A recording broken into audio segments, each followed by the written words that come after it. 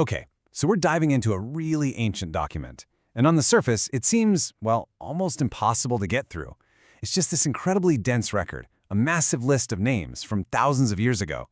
It kind of looks like a wall of text. But what if it's more than that?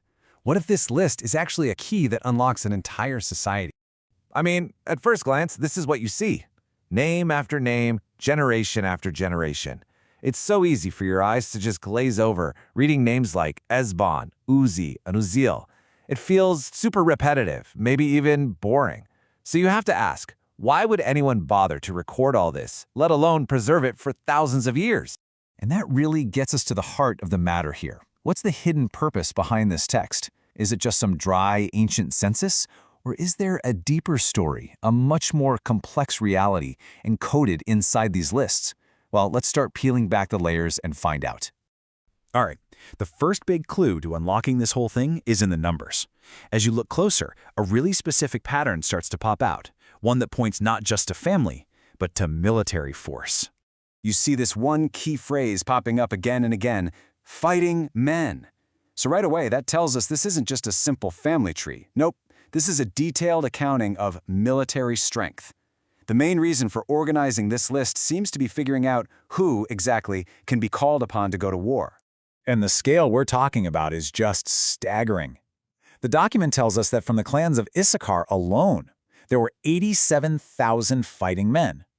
This is not a small-town militia, folks. This is the census of a nation, getting ready for conflict, and they are meticulously counting every single soldier. And it gets even more detailed than that. Just look at the tribe of Benjamin here. It's not just a grand total, it's broken down by the clan leader. Belah's family, they could field over 22,000 men. Besker's, over 20,000. This is basically an organizational chart for an army, showing exactly who reports to whom and the strength of every single division. So what this list is really doing is giving a crystal clear picture of the military power of each tribe. As you can see, Issachar is an absolute powerhouse. Benjamin is really strong too, and Asher, with 26,000 men, is still a major force. This document didn't just record reality, it actually defined it. It laid out the balance of power for the whole nation. But here's the thing. If we stop at the military counts, we miss half the story. Because tucked away, right in between all the numbers, are these moments of profound human drama, stories that take us way beyond the battlefield. All of a sudden, the military roster just pauses. It's no longer about numbers. We're told this little story about two sons, Ezer and Eliad, who were killed. And then we get this powerful image of their father, Ephraim, just deep in mourning, surrounded by his relatives. This is a moment of intense personal grief, embedded right in the middle of an official state record. And this story doesn't even end there. After his time of mourning, Ephraim has another son. And what does he name him? Beriah. The record itself tells us this name was chosen specifically because of the tragedy, the misfortune that had hit his family. Think about that. Their trauma is literally carried forward in his name. So you see, this document has two sides to it. On the one hand, yeah, it's an official record. It's about names, numbers, lineage, all the stuff that's crucial for organizing a state. But on the other hand, it's preserving the raw human reality of loss, grief, and the hope that comes with new beginnings. Now, in a record that's so focused on men, fighting men, right? You probably wouldn't expect to find many women, but they're in here. And where they do show up, their stories are incredibly significant. For instance, we're introduced to this woman named Shira.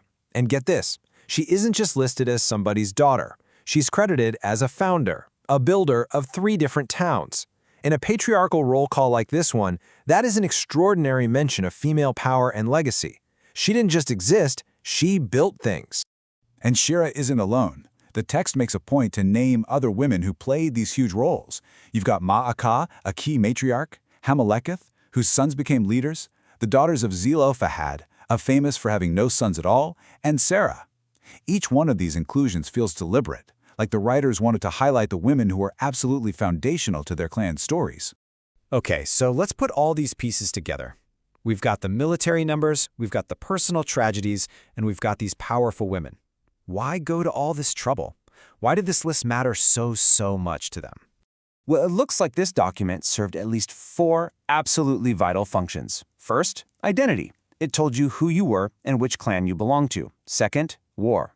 It was essential for organizing the nation's military. Third, land claims. Proving your lineage was the key to inheritance and territory. And finally, legacy. It was about preserving their collective memory, the good, the bad, and the people who built their world. So in the end, what looks like a dry, boring list of names was actually the bedrock of their entire society. You could almost say it was their constitution, laying out the nation's structure. It was their history book, telling the story of their past. And it was their memorial, making sure that people like Ezer and Alid and Shira would never, ever be forgotten. Which kind of leaves us with one last thought. This ancient text shows us that a list of names is never just a list of names. It's a story of power, of grief, and of legacy. And it really makes you wonder, if someone took a look at your family tree, what hidden stories of struggle and strength would they find?